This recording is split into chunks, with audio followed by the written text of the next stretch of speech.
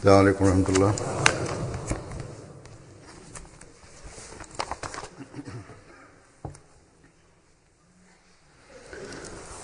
अशहदु अल्ला इलाहा इल्लल्लाह वहदहु ला शरीका लहु वअशहदु अन्ना मुहम्मदन अब्दुहु व रसूलुहु। अम्मा बादु फ़अऊज़ु बिल्लाहि मिनश्शैतानिर रजीम। बिस्मिल्लाहिर रहमानिर रहीम। अल्हम्दुलिल्लाहि रब्बिल आलमीन अर्रहमानिर रहीम मालिकि यौमिद्दीन। इय्याका नअबुदु व इय्याका नस्तईन। इहदिनस सिरातल मुस्तक़ीम सिरातल लज़ीना अनअमता अलैहिम गैरिल मग़्दूबि अलैहिम वलद्दाल्लीन।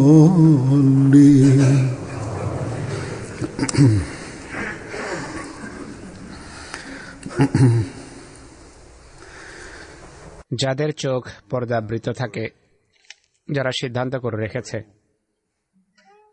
যে আমরা মানব না,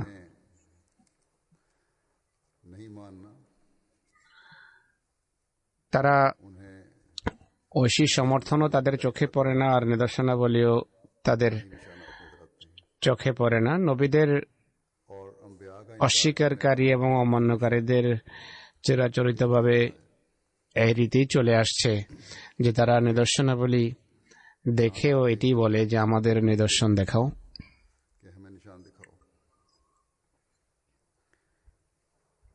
তাদের সীমা ছাড়িয়ে যাওয়ার কারণে আল্লাহ তাআলা তাদের হৃদয়ে মোহর মেরে দেন। তারা আর সত্য বুঝতেই পারে না। অনেক সময় নবীর সমর্থনে আল্লাহ তাআলা তাদেরকে এই শিক্ষণীয় নিদর্শনে পরিণত করেন। হযরত মসিহ মাউদ আলাইহিস সালাতু ওয়াস সালামের বিরোধীরা দেখা সত্ত্বেও হঠকারিতার কারণে কোনো নিদর্শন তারা দেখে না বা তারা চোখ ফিরিয়ে নিত।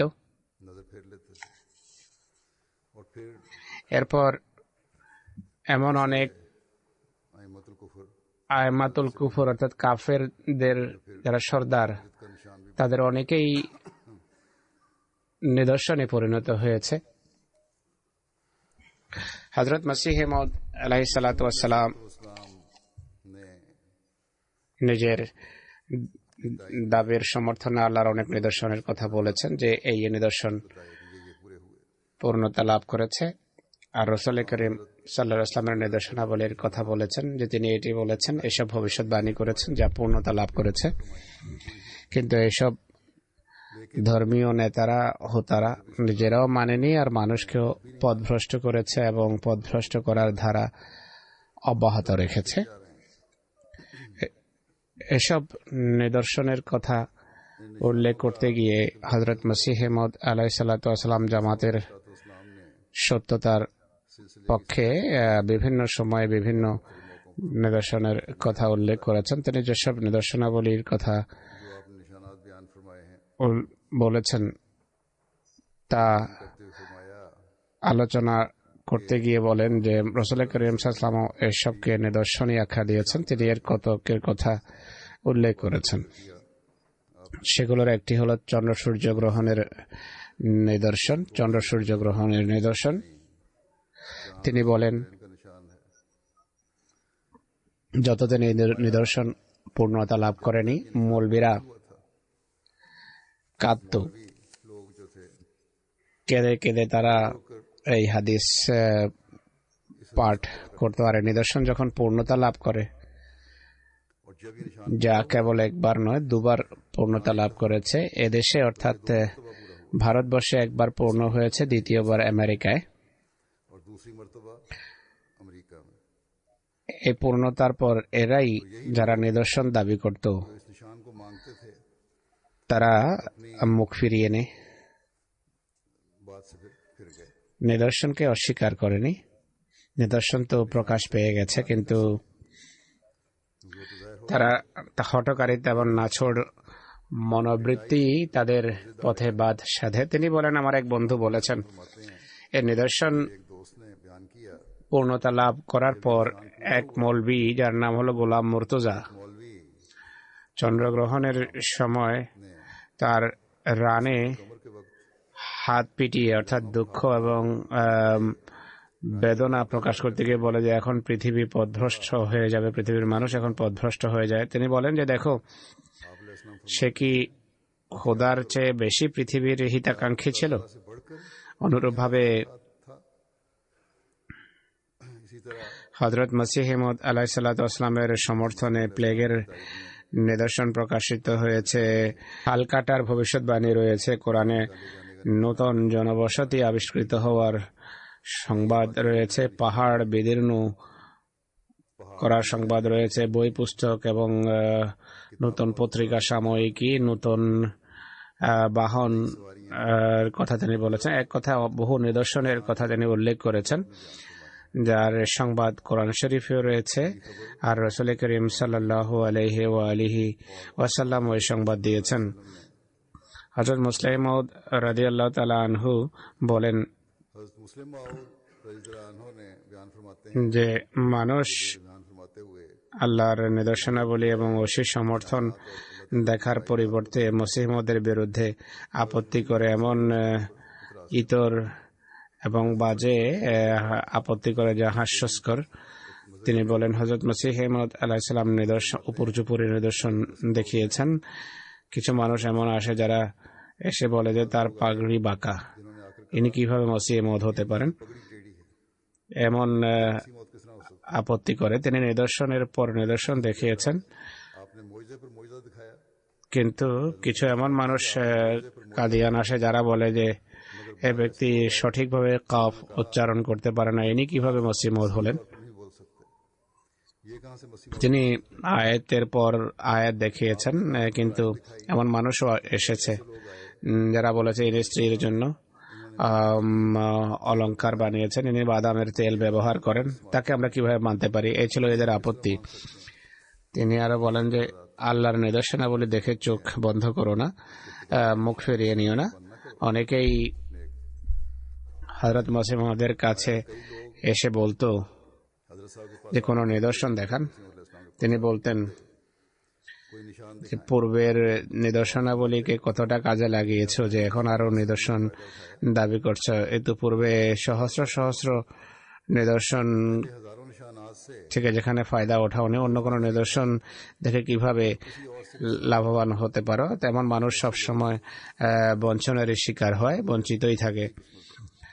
এমন এক অসাধারণ নিদর্শন যা প্রতিদিন পূর্ণতা লাভ করে, তা উল্লেখ করতে গিয়ে হযরত মসিহ মাউদ আলাইহিস সালাতু ওয়াস সালাম বলেন, বারাইনে আহমদিয়া পুস্তকে আল্লাহ তাআলা আমাকে একটি দোয়া শিখিয়েছেন, অর্থাৎ ইলহাম হিসেবে আল্লাহ তাআলা বলেন, রাব্বে লা তাদারনি ফারদান ওয়া আনতা খায়রুল ওয়ারিসিন, অর্থাৎ হে আল্লাহ, আমাকে নিঃসঙ্গ পরিত্যাগ করো না, আর এক জামাতে আমাকে পরিণত করো। তিনি নিজে এই অনুবাদ করেছেন।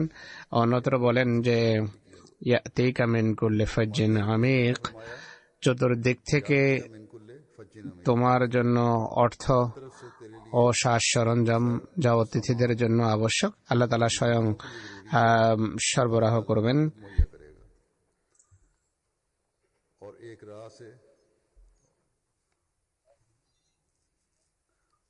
আর সকল দিক থেকে তা তোমার কাছে আসবে। তিনি আরো বলেন, ইয়াতুনা মিন কুল্লি ফাজ্জিন আমিক, সকল পথ এবং সকল দিক থেকে তোমার কাছে অতিথিরা আসবেন।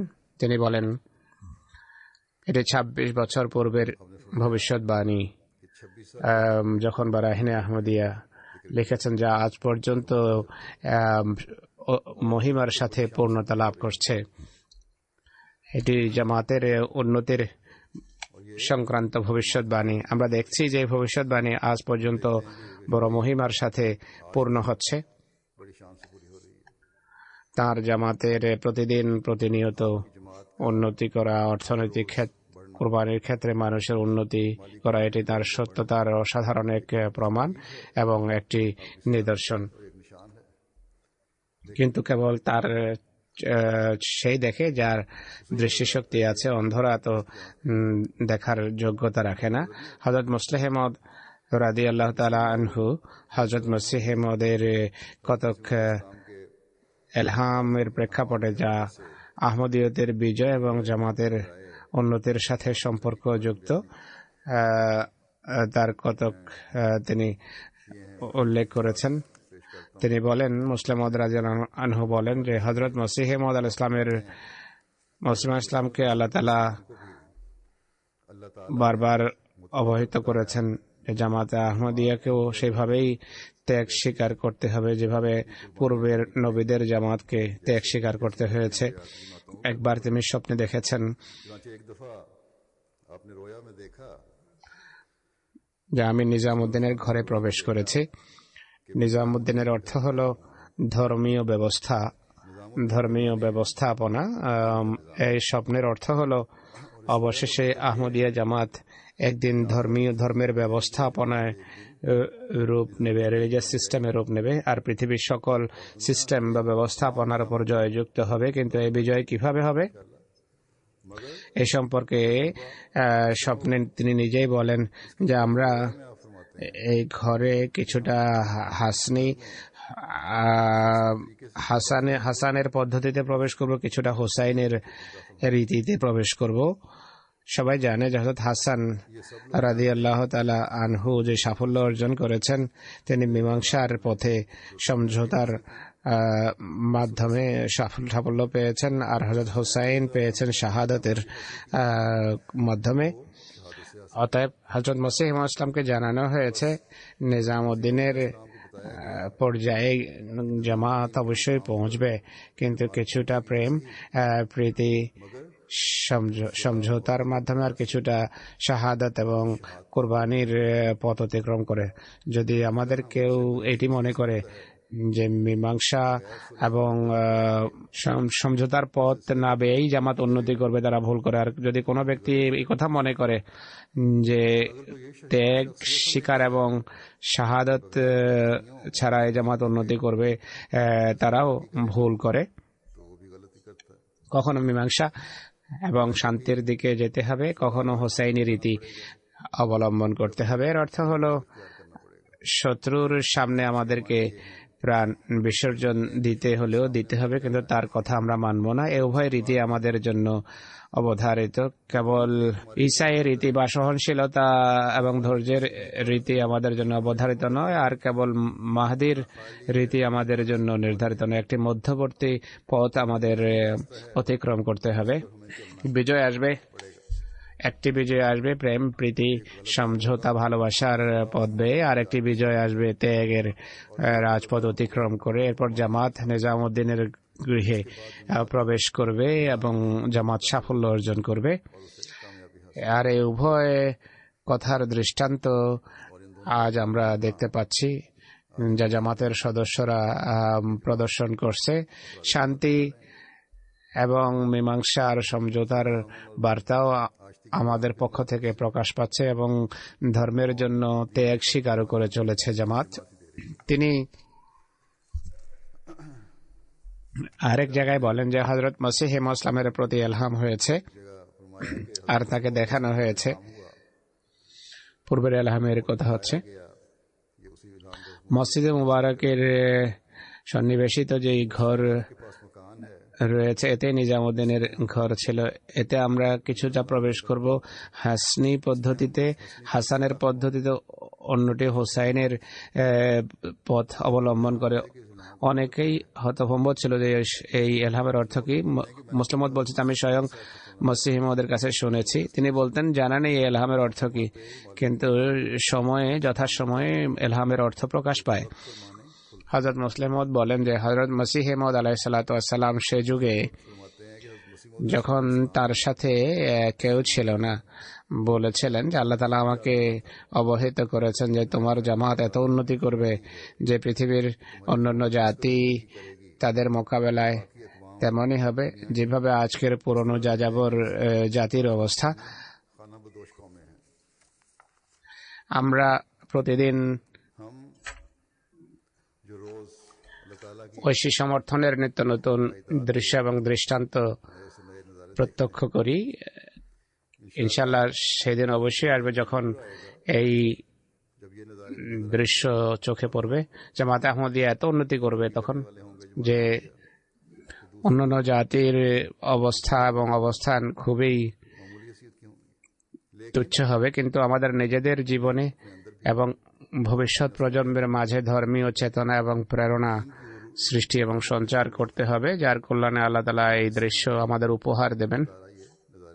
যেখানে ঐশী সাহায্য সমর্থন এসে থাকে সেখানে বিরোধিতাও হয়, আর নবীদের জামাতের সাথে সবসময় এমনটি হয়ে আসছে।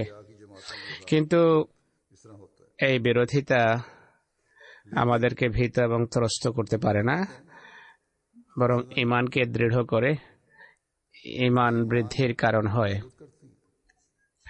কয়েকদিন পূর্বের আবহাওয়ায় তারিক জাদিদের অফিসে এবং জিয়াউল ইসলাম প্রেসে সরকারি পুলিশের বিশেষ প্রতিষ্ঠান যাদেরকে কাউন্টার টেরোরিস্ট বা সন্ত্রাস দমন এর উদ্দেশ্যে যেই সেল গঠন করা হয়েছে, সন্ত্রাসীদের সাথে যুদ্ধ করা এবং তাদের নির্মূল করার উদ্দেশ্যে তা গঠিত হয়েছে, তারা হানা দেয় আর দুজন মুরব্বী এবং কিছু কর্মীকে ধরে নিয়ে যায়। এর প্রতিক্রিয়া স্বরূপ রাবুয়া থেকে কিছু মানুষ আমাকে পত্র লিখেছে, যাদের মাঝে মহিলারা রয়েছেন। তারা বলেন যে আমরা এসব কথায় ভয় পাওয়ার নই, বরং আমাদের ঈমান এর ফলে দৃঢ়তা লাভ করেছে। আমাদের ঈমান দৃঢ় এবং সবসময় দৃঢ়তা লাভ করে, আর আমরা সকল সমস্যার মোকাবেলা করব, ত্যাগ স্বীকার করব।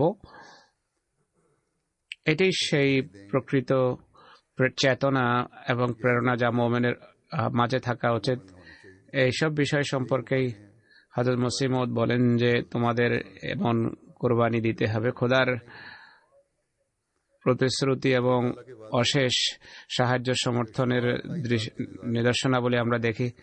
নিঃসন্দেহে চূড়ান্ত বিজয় হযরত মসিহ মাউদ ইসলামের জামাতেরই।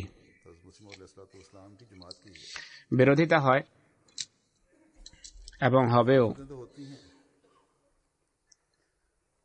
এসব হতভাগা যারা হামলা করে বা যারা হানা দেয়, তাদের সবচেয়ে বড় ভয় এবং ত্রাস আহমদীদের পক্ষ থেকে বলে মনে হয়, কারণ আহমদীরা বলে যে হৃদয়ে খোদা ভীতি সৃষ্টি করো, খোদাকে ভয় করো।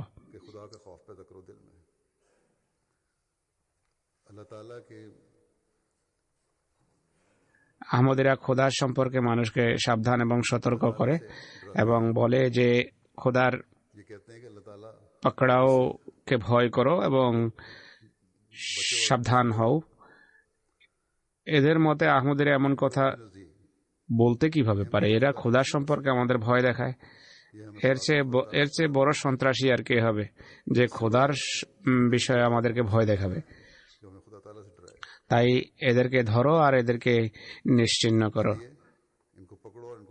খোদা এদেরকে কাণ্ড জ্ঞান দান করুন, এদেরকে বুদ্ধি দিন, বিবেক বুদ্ধি দিন। দেশকে এইসব মৌলবীদের থাবা থেকে রক্ষা করুন, যারা প্রকৃত অর্থে সন্ত্রাসী, যারা দেশে নৈরাজ্য সৃষ্টি করে রেখেছে।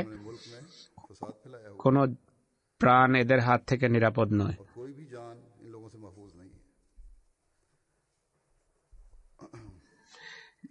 এই যে বিশেষ পুলিশ, সন্ত্রাস দমনকারী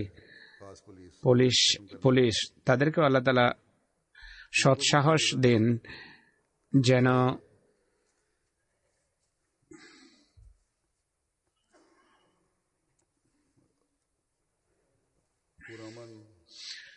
শান্তিপ্রিয় এবং দেশপ্রেমিক, দেশের আইনের প্রতি শ্রদ্ধাশীল আহমদীদের উপর হাত উঠানোর পরিবর্তে তাদের বিরুদ্ধে যুদ্ধ করুক, তাদেরকে ধৃত করুক যাদের হাত থেকে জনসাধারণের জীবন নিরাপদ নয় এবং যারা দেশের মূলে কুঠারাঘাত করে চলেছে। আর তাদেরকেও যারা দুই হাতে দেশের সম্পদ লুটপাট করছে, আমাদের দোয়া করা উচিত আল্লাহ তাআলা পাকিস্তানের সুরক্ষা করুন, এই সমস্ত অত্যাচারের হাত থেকে রক্ষা করুন। কোরবানির যতটুকু সম্পর্ক আছে আহমদরা কোরবানি দিয়ে যাবে। এইসব কোরবানি ইনশাআল্লাহ অচিরেই ফল বহন করবে। অনুরূপভাবে আলজেরিয়াতে আহমদীদের উপর অনেক জুলম এবং অত্যাচার হচ্ছে। খোদা তাআলা তাদেরকেও নিরাপদ রাখুন, তাদেরকে আল্লাহ তাআলা দৃঢ় চিত্ততা অবিচলতা দান করুন। সেখানকার সরকারকে আল্লাহ তাআলা কাণ্ডজ্ঞান দিন, তারাও আহমদীয়তের প্রকৃত মর্ম যেন বোঝে। যারা শান্তিপ্রিয় এবং আইনের প্রতি শ্রদ্ধাশীল, অপবাদ আরোপ করা হয় আহমদীরা সরকারের বিরুদ্ধে ষড়যন্ত্র করছে বা এরা নৈরাজ্য সৃষ্টি করতে চায়, অথচ সারা পৃথিবীতে কোনো স্থানে কোনো আহমদী কখনো দেশীয় আইনের বিরুদ্ধে এবং সরকারের বিরুদ্ধে যুদ্ধ করে না, বরং আমরা প্রেম, প্রীতি এবং ভালোবাসার প্রচার প্রসার করি। হ্যাঁ, এর জন্য যদি ত্যাগ স্বীকার করতে হয় আমরা করব ইনশাআল্লাহ।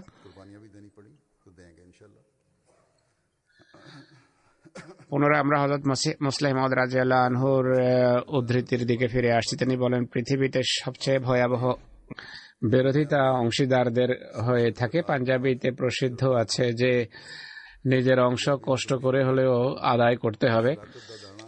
তো সবচেয়ে বড় বিরোধিতা আত্মীয় স্বজনের পক্ষ থেকেই হয়ে থাকে। তারা সহ্যই করতে পারে না যে তাদের মধ্য থেকে দণ্ডায়মান হয়ে এক ব্যক্তি পৃথিবীতে বড় হবে আর সম্মান লাভ করবে।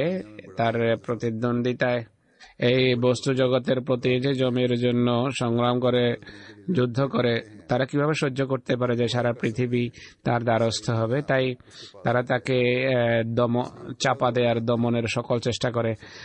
এমনকি যারা কিছুই করে উঠতে পারে না তারাও কোনো না কোনোভাবে হৃদয়ের লালিত বিদ্বেষ প্রকাশের চেষ্টা করে। তিনি বলেন, খলিফা আউয়াল রাদিয়াল্লাহু আনহু বলেন, শাহকোটের রইসদের কোনো একজন যখন খান বাহাদুর উপাধি লাভ করে, এক রইস খান বাহাদুর উপাধি লাভ করার পর সেই বংশের এক মহিলা যে খুবই দরিদ্র ছিল, তার ছেলের নাম রেখেছে খান বাহাদুর। তাকে জিজ্ঞেস করা হয়েছে যে এটি কি করলে, নাম রাখার কারণ কি? সে বলল যে জানি না আমার ছেলে বড় হয়ে কি হবে, কিন্তু মানুষ যখন নাম নেবে তার অংশীদারকে যেভাবে খান বাহাদুর বলবে, অনুরূপভাবে আমার ছেলেকেও খান বাহাদুর বলেই ডাকবে। তো যাদের জন্য অন্য কিছু করা সম্ভব হয়ে ওঠে না, তারা অন্তত পক্ষে অনুরূপ নাম ধারণের অপচেষ্টা করে। তিনি বলেন, হযরত মসিহ ইসলাম যখন দাবি করেন, তার আত্মীয় স্বজনদের মধ্য থেকে এক ব্যক্তি ইমাম হওয়ার দাবি করে বসে। অংশীদারদের কথা হচ্ছে, আত্মীয় স্বজন ভাবল তিনি দাবি করেছেন, মানুষ তার প্রতি মনোযোগ নিবদ্ধ করছে, আমিও দাবি করি। হযরত মুসলিম মওদ ফারসির একটা দৃষ্টান্ত দিচ্ছেন যে প্রত্যেক ব্যক্তির চিন্তাধারা বা ধ্যান ধারণা তার নিজের মানসিক এবং জ্ঞানগত যোগ্যতা অনুসারেই হয়ে থাকে।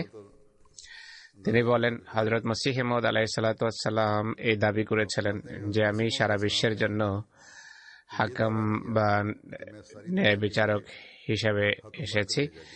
কেবল ছোট লোকদের জন্যই নয়, বরং বড় বড় বাদশাদের জন্য আমার অনুসরণ বা আনুগত্য করা আবশ্যক। কিন্তু তার যে দ্বিতীয় আত্মীয় ছিল, তার তো শুধু নামটাই রাখা বাকি ছিল।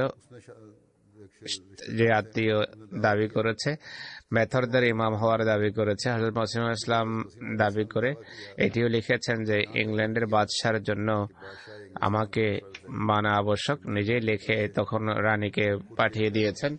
পক্ষান্তরে মেথরদের ইমাম হওয়ার দাবিকারকের সৎসাহস এবং তার মান্যকারীদের অবস্থা দেখুন। এখানে ওসি বা থানাদার যখন জিজ্ঞেস করে তুমি কি কোনো দাবি করেছো, সে বলছে না আমি কোনো দাবি করিনি। কেউ এমনিতেই মিথ্যা রিপোর্ট করেছে। তো তিনি বলেন যে সবচেয়ে বড় বিরোধিতা হয়ে থাকে অংশীদারদের পক্ষ থেকে। আত্মীয় স্বজন যখন বিরোধিতা আরম্ভ করে, বিরোধিতা চরম রূপ ধারণ করে, সকল বৈধ অবৈধ পদ্ধতিতে ক্ষতি করার চেষ্টা করে।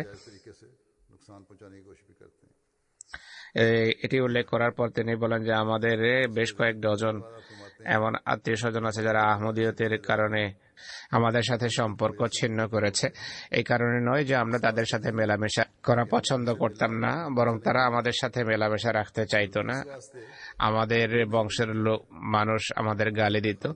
আমাদের জেঠি সাহেবা, যিনি পরে আহমদীয়ত গ্রহণ করেছেন, আমাদের অনেক আজে বাজে কথা বলতেন। আমার মনে আছে যে একবার যখন আমার বয়স 6 বা 7 হবে, তো আমি সিঁড়ি বেয়ে উপরে যাচ্ছিলাম। আমাদেরকে তাকে বারবার এটি বলছিলেন। পাঞ্জাবিতে বলেন যেমন কাক তেমন কাকের ছানা। আর এ বাক্য এতবার পুনরাবৃত্তি করেছেন তিনি যে আমার মুখস্থ হয়ে যায়। আমি ঘরে গিয়ে জিজ্ঞেস করি যে এর অর্থ কি। আমাকে জানানো হলো যে তোমাকে বলা হচ্ছে যে যেমন তোমার হীন তুমিও তেমনি। তিনি বলেন কাদিয়ানে হযরত মসিহ ইসলামকে বয়কট করা হয়েছে। তার ঘরে কাজ করতে দেয়া হতো না মানুষকে। কুমারদের বাধা দেয়া হতো, মেথরদের পরিষ্কার করতে দেয়া হতো না। আমাদের প্রিয় ভাই হযরত মসিহ ইসলামের ভাবি এবং অন্যান্য প্রিয় আত্মীয় স্বজন, এমনকি তার মামাতো ভাই আলিশের, তারা বিভিন্ন প্রকার কষ্ট দিত। তিনি বলেন একবার গুজরাতের কিছু বন্ধু যারা 7 ভাই ছিল কাদিয়ান আসে, বাগানের দিকে যায় এই উদ্দেশ্যে যে তারা মসিহ মওদের সাথে সম্পৃক্ত ছিল, অর্থাৎ মসিহ মওদের বাগান দেখতে গিয়েছে। পথে মধ্যে আমাদের এক আত্মীয় বাগান করছিল। সে ব্যক্তি জিজ্ঞেস করে যে কোত্থেকে এসেছো আর আসার কারণ কি। গুজরাট থেকে আগত অতিথিরা বলেন গুজরাট থেকে এসেছি, হযরত মির্জা সাহেবের খাতিরেই এসেছি। সে ব্যক্তি বলে যে দেখো আমি তার মামাতো ভাই, আমি খুব ভালো করে জানি সে এমন আর এমন। তাদের একজন যে সবার অগ্রে ছিল দৌড়ে গিয়ে তাকে ধরে ফেলে, ভাইদেরকে ডাকে যে তাড়াতাড়ি আসো। তখন সেই ব্যক্তি ভয় পেয়ে যায়। তখন আহমদী বলে যে আমি তোমাকে পিটাবো না, কেননা তুমি হযরত মসিহ মওদের আত্মীয়। আমি আমার ভাইদেরকে তোমার চেহারা দেখাতে চাচ্ছিলাম, কারণ আমরা শুনতাম যে শয়তান দেখা যায় না, কিন্তু আজকে আমরা স্বচক্ষে দেখেছি যে শয়তান এমনই হয়ে থাকে। এরপর তিনি বলেন হযরত মসিহ ইসলামকে জানানো হয়েছে যে তুমি ছাড়া এই বংশের বাকি সবার বংশধারা কর্তৃত হবে। বিরোধিতা হয়েছে, সবকিছু হয়েছে, কিন্তু আল্লাহ তাআলা হযরত মসিহ ইসলামকে নিশ্চয়তা দিয়েছেন বংশধারা তোমার মাধ্যমে সূচিত হবে, বাকি সবার বংশধারা কর্তৃত হবে। এমনই হয়েছে। এখন এই বংশের কেবল তারাই অবশিষ্ট আছে যারা আহমদীয়ত গ্রহণ করেছে, বাকি সবার বংশধারা কর্তৃত হয়েছে। যখন হযরত মসিহ ইসলাম দাবি করেন তখন এই বংশের 70-এর কাছাকাছি পুরুষ ছিল, কিন্তু এখন কেবল তারা ব্যতিরেকে যারা মসিহ ইসলামের দৈহিক বা আধ্যাত্মিক সন্তান, তাদের 70-এর একজনেরও কোনো সন্তান নেই। অথচ তারা হযরত মসিহ ইসলামের নাম মিটিয়ে দেওয়ার যথাসাধ্য চেষ্টা করেছে আর নিজেদের পক্ষ থেকে সর্বশক্তি নিয়োগ করেছে। কিন্তু ফলাফল কি প্রকাশ পেয়েছে? ফলাফল হলো তারা নিজেরাই নিশ্চিহ্ন হয়ে গেছে, তাদের বংশধারার সমাপ্তি ঘটেছে। এটি হযরত মসিহ ইসলামের সত্যতার এক অসাধারণ প্রমাণ।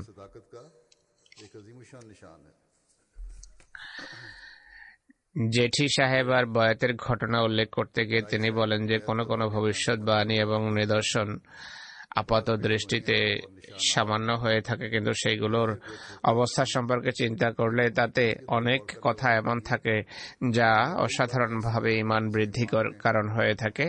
হযরত মসিহ ইসলামের একটা এলহাম রয়েছে, এটি আমি গতকালই বুঝতে পেরেছি।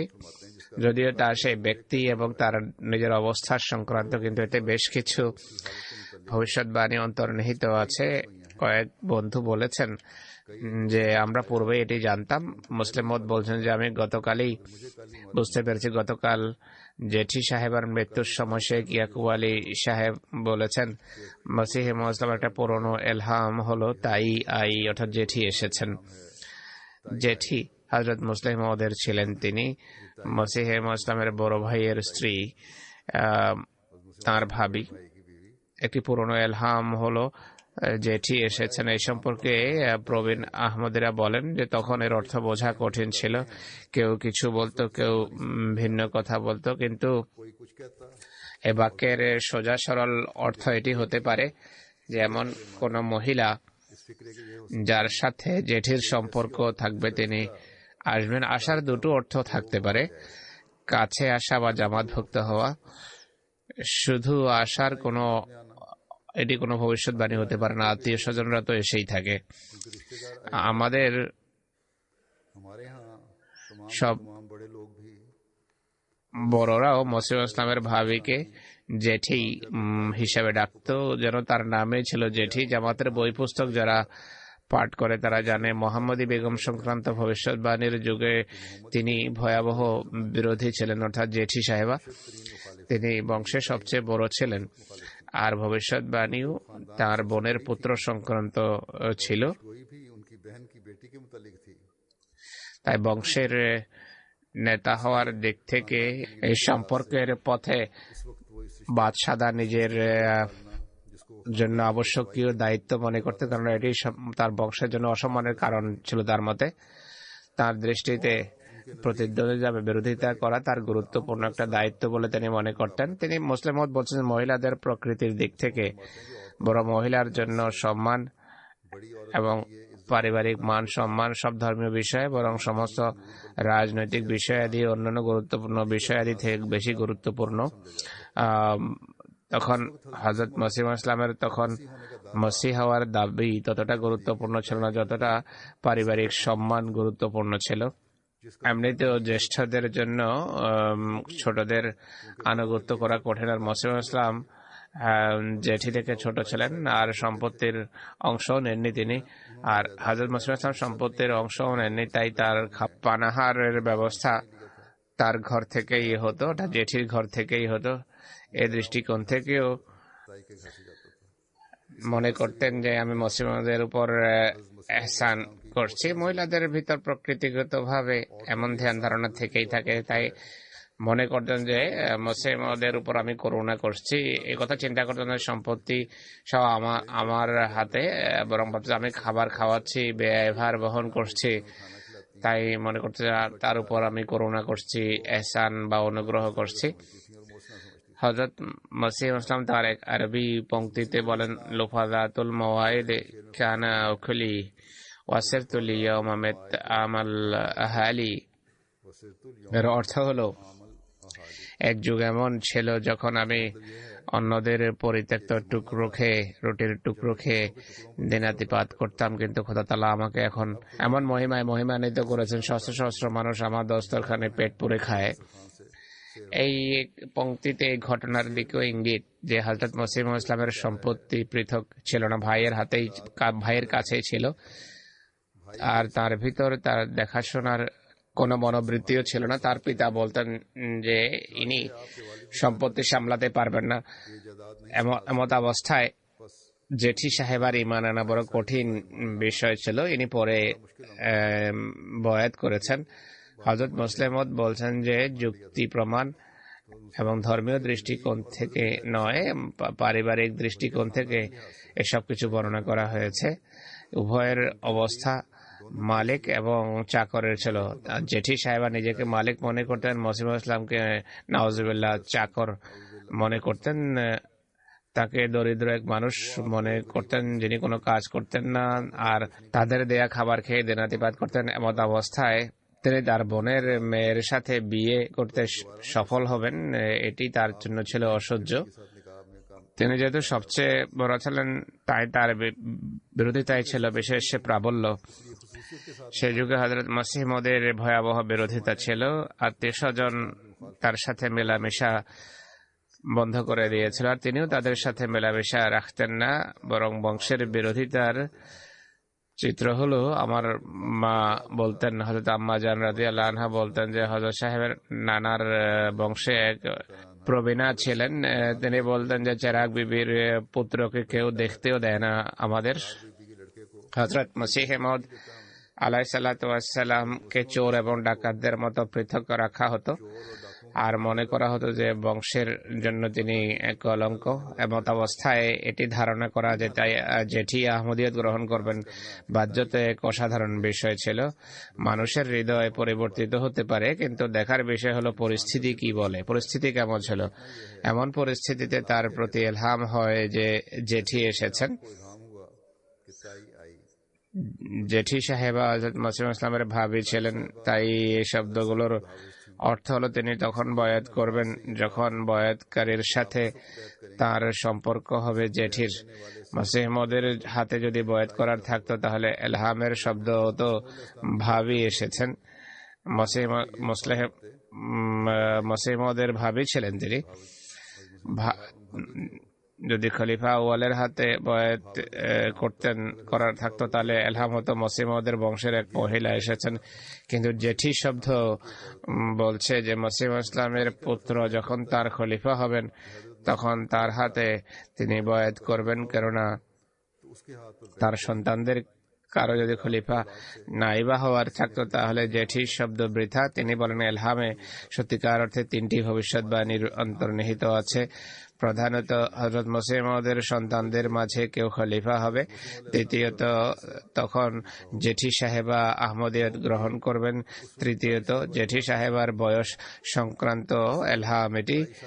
আর এটা এইভাবে পূর্ণতা লাভ করে যে মসিহ মউদ যার বয়স তখন 70-এর কাছাকাছি, এমন এক ভদ্র মহিলা সম্পর্কে ভবিষ্যৎবাণী করছেন যিনি তখনও বয়সে তার চেয়ে বড় ছিলেন, যে তিনি জীবিত থাকবেন।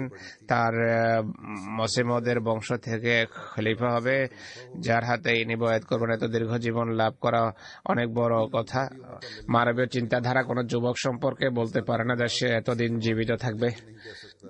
কোন যুবক সম্পর্কে এমন কথা বলা তো দূরের কথা। জেঠি সাহেবা ইন্তেকাল করেছেন খুব সম্ভব 1927 সনে। অতএব এটি অনেক বড় একটি নিদর্শন যেন তার বয়াত করার, আমার যুগে বয়াত করা, যখন আর মসিহ মউদের পুত্রদের মধ্য থেকে কারো খলিফা হওয়া, বেশ কিছু ভবিষ্যৎবাণী এতে অন্তর্নিহিত আছে যা দুই শব্দের মাঝে তুলে ধরা হয়েছে। যেটি আহমদিয়ত গ্রহণের পর ওসিয়ত করেছিলেন, আর এর পটভূমি বড় বিস্ময়কর। তিনি বলেন, আমি মনে করি যেমন ঐতিহ্য এবং আবেগ অনুভূতি পুরনো বিভিন্ন বংশে চলে আসছে, তার সামনে রেখে এটি এক অসাধারণ পরিবর্তন যে জেঠি সাহেবা বয়াত করার পর ওসিয়ত করেছেন। শুধু বয়াতে করেননি, বরং ওসিয়ত করেছেন। প্রথমে তিনি মসিহ ইসলামকে পৈতৃক কবরস্থানের পরিবর্তে অন্যত্র দাফনের ছিলেন বিরোধী। তিনি তখন এই সংবাদ পাঠিয়েছেন মসিহ মউদের ইন্তেকালের পর যে তাকে পৈতৃক কবরস্থানের পরিবর্তে অন্য স্থানে যেন দাফন করা না হয়। এটি অনেক বড় অসম্মানের কারণ। আর এরপরও বেশ কয়েক বছর তিনি এই সম্পর্কে আপত্তি করে বেড়াতেন, কিন্তু তার নিজের অবস্থা দেখুন। এরপর ওসিয়ত করেন আর বেহেশতি মকবরায় কবরস্থ হন। এক বিবেকবান মানুষের জন্য এটি অনেক বড় একটি নিদর্শন। আপাত দৃষ্টিতে এটি তুচ্ছ একটি বিষয় যা এক ব্যক্তির সংক্রান্ত, কিন্তু এতে সত্যতার বেশ কিছু দিক অন্তর্নিহিত আছে। বিরোধিতা সত্ত্বেও মসিহ মউদের সম্পর্কে তার এই দৃষ্টিভঙ্গি ছিল যে পৈতৃক কবরস্থানে তাকে দাফন করা উচিত, কিন্তু পরে তিনি ওসিয়ত করেন তিনি নিজেও বেহেশতি মকবরাতে কবরস্থ হন। এরপর হযরত মসিহ ইসলামের দিল্লি সফরের ঘটনা বর্ণনা করতে গিয়ে হযরত মুসলিহ মউদ বলেন যে মানুষ যখন আল্লাহর উপর নির্ভর করে সে কখনো ঐশী কার্যক্রম সম্পর্কে চিন্তা করে না যে এর কোনো ফলাফল প্রকাশ পাবে না। আল্লাহর উপর ভরসা ছিল, তাওয়াক্কুল ছিল, বিশ্বাস রাখতেন যে এর ফলাফল অবশ্যই প্রকাশ পাবে। তিনি বলেন, হযরত মসিহ ইসলাম যখন দিল্লি এসেছেন, আমি তখন ছোট ছিলাম। দিল্লির জামাতকে সম্বোধন করে বক্তৃতা করছেন খলিফা সানি। মসিহে মউদ আলাইহিস সালাতু ওয়াস সালাম এখানকার ওলিউল্লাহদের মাজারে যান, দীর্ঘক্ষণ দীর্ঘ দোয়া করেন আর বলেন যে আমি দোয়া করি এই জন্য যেন এসব বুজুর্গদের আত্মা উদ্বেলিত হয়, কোথাও এমন যেন না হয় যে তাদের সন্তান সন্ততি সেই নূর থেকে বঞ্চিত থাকবে যা আল্লাহ তাআলা এই যুগে তাদের হেদায়েতের জন্য প্রেরণ করেছেন। তিনি বলেন, নিঃসন্দেহে একদিন এমন অবশ্যই আসবে যখন আল্লাহ তাআলা এদের হৃদয়কে খুলে দেবেন, তারা সত্য গ্রহণ করবে। তিনি বলেন যে তখন যদিও আমি ছোট ছিলাম, কিন্তু হযরত মসিহ ইসলামের এই কথার প্রভাব এখনো আমার হৃদয়ে বিদ্যমান। অতএব এখানকার জামাত নিজেদের চেষ্টা প্রচেষ্টার কোনো ভালো ফলাফল দেখতে চায় তাহলে আল্লাহর উপর নির্ভর করা উচিত। অবশ্যই একদিন এমন আসবে যে বিষয়কে খোদা প্রতিষ্ঠিত করতে চান তা অবশ্যম্ভাবী। দিল্লি জামাতের একটি অ্যাড্রেসের উত্তরে তিনি এই কথাগুলো বলেছিলেন। অতএব আজও দিল্লি জামাতের জন্য আবশ্যক হবে প্রজ্ঞা ও বুদ্ধিমত্তার সাথে মসিহদের বাণী প্রচার করা। মাশাআল্লাহ, প্রদর্শনী ইত্যাদির মাধ্যমে তাবলীগে অনেক গতি সঞ্চার হয়েছে সেখানে, কিন্তু মুসলমানদের পক্ষ থেকে বিরোধিতাও রয়েছে। তাই তাদের মাঝেও এই বাণী প্রচারের অসাধারণ আবশ্যকতা রয়েছে। এই ক্ষেত্রে সবচেয়ে গুরুত্বপূর্ণ বিষয় হলো দোয়া। এদিকে গভীর দৃষ্টি নিবদ্ধ করার প্রয়োজন রয়েছে। একই ধারাবাহিকতায় মুসলিম মওদ রাদিয়াল্লাহু আনহু মুসলিম মওদের স্বপ্নের কথা উল্লেখ করেন। মসিহ ইসলাম একটি স্বপ্নে দেখেন যে একটি দীর্ঘ ড্রেন খোদাই করা আছে এবং তাতে বেশ কিছু ভেড়া শায়িত করা হয়েছে। প্রতিটি ভেড়ার সামনে কসাই ছুরি নিয়ে জবাইয়ের জন্য প্রস্তুত। তার দৃষ্টি আকাশের দিকে, যেন কোনো নির্দেশের অপেক্ষায় তারা।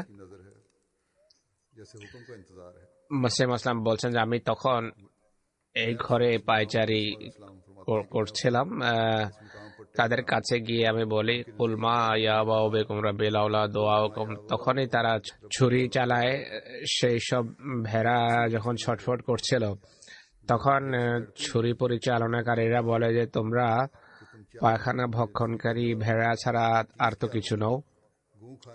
মুসলিম বলছেন সেই দিনগুলোতে 70,000 মানুষ কলেরায় প্রাণ হারায়। অতএব কেউ যদি কর্ণপাত না করে, আল্লাহ তাআলা তার ভ্রুক্ষেপ করে না, আল্লাহর কাজ ব্যাহত হতে পারে না, তা অবশ্যই সফলতার দ্বার প্রান্তে পৌঁছবে।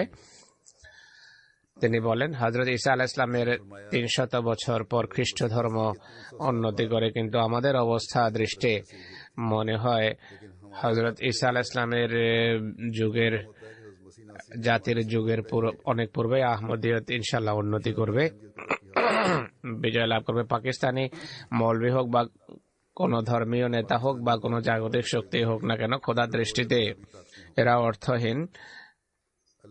তারা ভেড়ার পালের মতো মানুষ। এরা কখনো আহমদিয়তের উন্নতির পথে অন্তরায় সাধতে পারবে না। কিন্তু আহমদিয়তের প্রচার এবং প্রসারের জন্য, তাবলীগের জন্য কেবল মোবাল্লিগদের উপর নির্ভর করে বসে থাকতে পারে না। যদি এই উন্নতির অংশ হতে চাই আমরা, আর আমাদের হওয়া উচিত, তাহলে আমাদেরকেও দোয়ার প্রতি মনোযোগ দিতে হবে। আধ্যাত্মিকতা উন্নতি আবশ্যক, আল্লাহর সাথে সম্পর্ক দৃঢ় করা আবশ্যক। এই বিষয়গুলোই আহমদিয়তের বিরোধিতার সমাপ্তির কারণ হবে, আর আহমদিয়তের উন্নতির ক্ষেত্রে আমাদেরও ইনশাআল্লাহ অবদান থাকবে। আল্লাহ তাআলা আমাদেরকে তৌফিক দান করুন। নামাজের পর এক ভাইয়ের গায়েবানা জানাজা পড়াবো। এটি জনাব সুফি জাফর আহমদ সাহেবের জানাজা। ইন্দোনেশিয়ার মোবাল্লিগ 8 নভেম্বর হৃদরোগে হৃদযন্ত্রের ক্রিয়া বন্ধ হয়ে তিনি ইন্তেকাল করেন। রাজন বয়স ছিল 71 বছর। 1945 সনের 18 আগস্ট সুমাত্রার পাড়াঙে তার জন্ম হয়। তার পিতা জেনি দালান সাহেব 1923 সনে হযরত মুসলিম মাউদ রাদিয়াল্লাহু আনহুর পবিত্র হাতে বয়াত করে জামাত ভুক্ত হন। তিনি আরো দুইজন যুবকের সাথে সম্মিলিতভাবে সুমাত্রা এবং জাবায় তাবলীগী কেন্দ্র প্রতিষ্ঠা করেন। এইভাবে তার পিতা সুফনি সাহেবের পিতা ইন্দোনেশিয়ার প্রথম যুগের মুবাল্লিগদের অন্তর্ভুক্ত ছিলেন। জেনি দালান সাহেবের 3 সন্তান ছিল। সুফনি জাফর সাহেবকে ওয়াকফ করার পর পড়ালেখার জন্য জামিয়া আহমদিয়া রাবওয়ায় পাঠান। সুফনি জাফর আহমদ সাহেব 17 জুলাই 1963 রাবওয়া আসেন। প্রায় 11 বছর রাবওয়ায় অবস্থান করেন, জামিয়া আহমদিয়া পড়ালেখা করেন। 1974 পড়ালেখা শেষ করে ইন্দোনেশিয়া ফিরে যান, সেখানে তার প্রথম পোস্টিং হয় কালে মুমতানে ইন্দোনেশিয়ায়। এরপর পশ্চিম জাভায় আঞ্চলিক মুবাল্লিগ ও আমির হিসাবে জামাতের কাজ করা তৌফিক হন। পরে পূর্ব জাভা এবং পাপুয়াতে কাজের সৌভাগ্য হয়। 1985 থেকে 87 পর্যন্ত জাম্বিতে, 87 থেকে 91 পর্যন্ত উত্তর সুমাত্রায় আঞ্চলিক মুবাল্লিগ হিসেবে দায়িত্ব পালন করেন। 1991 থেকে সুমাত্রা পর্যন্ত জামিয়া আহমদিয়া ইন্দোনেশিয়ায় ফিকার শিক্ষক হিসাবে ফিকা পড়ানোর সৌভাগ্য হয়। তরবিয়ত নৌবাহিনীর দায়িত্ব তার উপর ন্যস্ত হয়। 1997 থেকে 2001 পর্যন্ত লাম্পং আঞ্চলিক মুবাল্লিগ নিযুক্ত হন। তার মাধ্যমে ইন্দোনেশিয়ার বিভিন্ন অঞ্চলে বেশ কিছু জামাত প্রতিষ্ঠিত হয়। কয়েকটি মসজিদ এবং মিশন হাউসের নির্মাণের কাজও করেন। ইন্দোনেশিয়ান ভাষায় নিম্নলিখিত 4টি পুস্তিকা লেখার সৌভাগ্য হয়েছে তার। জাকাতের দর্শন, আল্লাহর পথে ত্যাগ শিকার, জানাজা, ইসলামে জেহাদের অর্থ, এই 4টি পুস্তক তিনি লিখেছেন। 2001 সনে অবসর গ্রহণ করেন। কিছুদিন থেকে বিভিন্ন রোগে আক্রান্ত ছিলেন। খেলাফতের সাথে সুগভীর বিশ্বস্ততা এবং আনুগত্যের সম্পর্ক ছিল। অত্যন্ত নিবেদিত প্রাণ জামাতের খাদেম ছিলেন। পরিবার পরিজনে স্ত্রী ছাড়াও 1 কন্যা এবং 2 পুত্র তিনি রেখে গেছেন। আল্লাহ তাআলা তাদের সবাইকে আহমদীদের উপর প্রতিষ্ঠিত রাখুন। পিতার মতো পুণ্যে অগ্রগামী, বিশ্বস্ততা প্রদর্শনকারী এবং আমলে উন্নত আহমদীতে পরিণত করুন।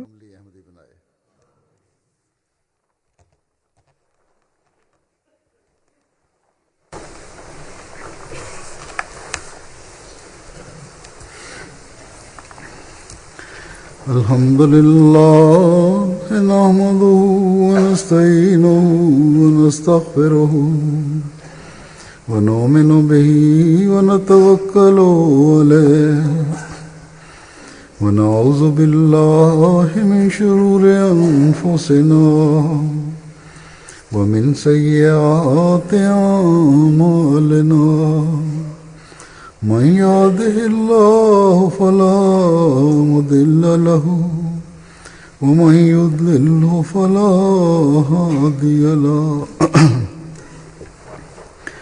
ونشهد أن لا إله إلا الله ونشهد أن محمدا عبده ورسوله